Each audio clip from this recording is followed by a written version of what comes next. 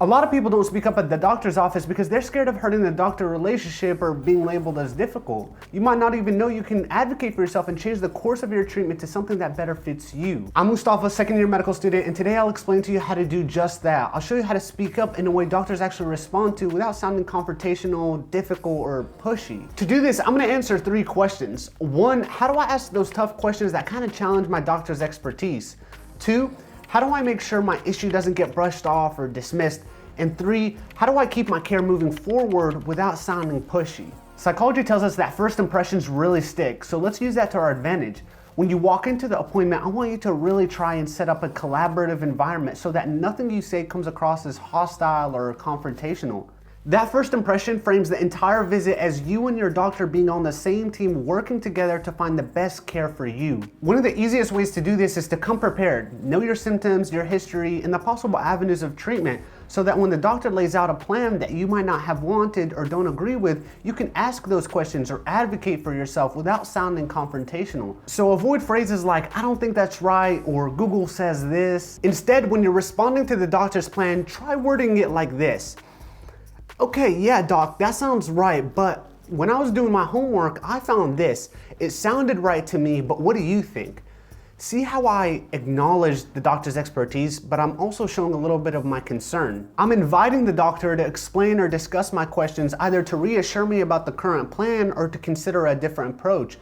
But importantly, I'm framing it in a really respectful way because I know I'm not the expert. That was just one example, but you can frame any of your medical disagreements like this and they'll create that aura of collaboration.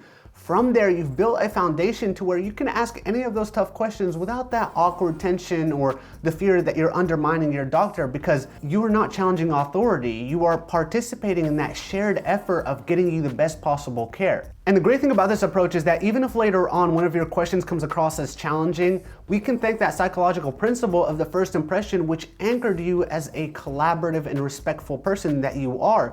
So the person receiving the question is not going to take it in the wrong way. As always, your number one defense is preparation. When you come in prepared, you can explain your situation clearly, so it makes it a lot harder for your concerns to be overlooked. I have a free PDF in my description to help you do that, and the video up here goes into a lot more depth about preparation. But preparation might not be enough, so my advice to you is to show how the issue impacts your life. Even if it's something minor or something isn't obvious, describe it in a way that puts the doctor in your shoes. How it affects your work, your sleep, your energy, your daily routine. The more the doctor can see it from your perspective, the more seriously they'll take it. Of course, that doesn't mean doctors don't take issues seriously, but if you want to show your doctor that an issue is really bad or it's really important, it's really affecting you, make sure you voice that so nothing gets brushed off. If your concern is ignored or it's more likely it was missed or wasn't fully addressed, don't be afraid to ask again. I like to think about it like this. If I was the doctor and the patient asked me a question again, it may be that I didn't answer it well enough for them to understand. And they're taking time out of their day to see me, they're paying money to see me. So of course I'd be happy to explain again or find another way to relay that information. Now, if you would do that in the doctor's position, hopefully that gives you the confidence to just repeat that question. If asking again doesn't work, try rephrasing the question or bring it up more directly. Here's how I would say that. "I'm really sorry, I'm not explaining this very well, but I'm really worried about the long-term consequences of this. Could you talk to me about how this affects me moving forward?" See how I put the blame on myself, because it could be really me that isn't understanding what they're explaining. And approaching it like this takes away from the pressure of asking those tough questions because you're approaching it with humility. People naturally respect that. The doctor's gonna see your intention, she's gonna see that your approach is thoughtful and respectful, and that tone almost always gets reciprocated. It builds on your foundation of cooperation, and it makes it that much easier to speak up for yourself without sounding defensive.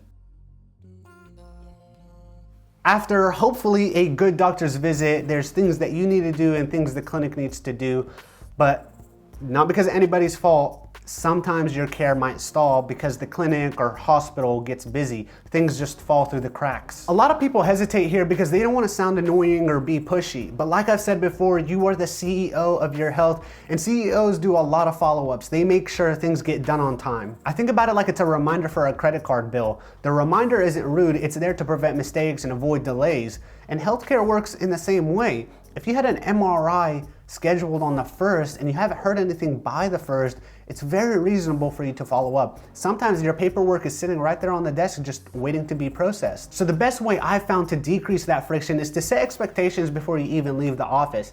After your visit, when you go up to the front desk or the receptionist, ask them to clarify the next step. You can say something like, hey, just so I can understand, what do I need to do or what happens after this visit?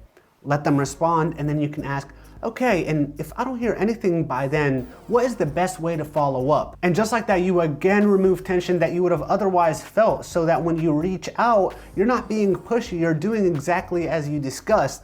And a lot of times when they pick up the phone, they'll remember you, because a lot of people don't do that, and they'll say, hey, you know what, I'm sorry, or they'll explain to you exactly what happened.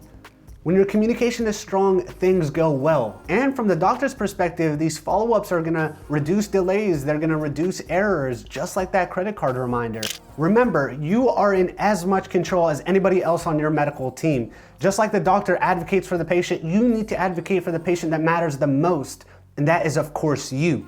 And just as an aside, I think a lot of people get scared by their own thoughts, like, if I ask this question, what's this doctor gonna think? And I wanna let you know that those thoughts might be irrational. For example, if you ever see me or me as a future doctor, I would never think that you are challenging my authority or challenging my expertise. I know that you're just worried and you're just asking about your health. Again, when I come into that room, when doctors come into that room, it's a collaborative effort to get you the best possible care. So go ahead and ask those questions. All right, that's it for this video. I hope it really empowered you to advocate for yourself and break through that tension or hesitation that you might feel when standing up for your own care. If this video helped you, share it with somebody else and help them. Thank you.